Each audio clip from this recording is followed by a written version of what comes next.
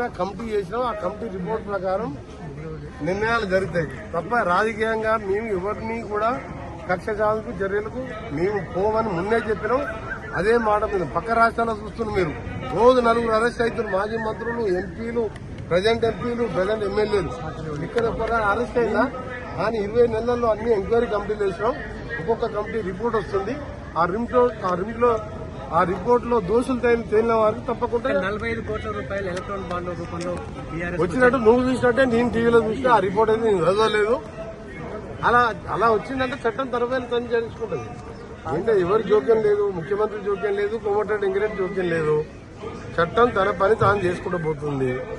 అలా విదేశాలకు కేబినెట్ అనుమతి లేకుండా ఇచ్చి మళ్ళా ఎలక్ట్రానిక్ బాండ్ల వాళ్ళ పార్టీకి వచ్చినట్టు బ్యాంక్ రిపోర్ట్ ఉన్న తర్వాత నువ్వు నేను చెప్పిన ఆగుతుందా? ఆగేదా అది? అందుకనే దీనిలో మా జోక్యం లేదు. చట్ట ప్రకారమే చర్యలు చేపడతాం. ఎంతటి వారైనా సరే కాళేశ్వరంలో గాని, ఈ కార్ రేసింగ్ లో గాని, ధరణిలో గాని ఎట్టి పరిస్థితుల్లో కూడా దోసుకున్న సొమ్మంతా కక్కేయాలి. మళ్ళీ దోసుకున్న సొమ్మంతా కూడా రికవరీ చేసి మళ్ళా పేదల కార్యక్రమాలు చేయాలన్నదే మా లక్ష్యం.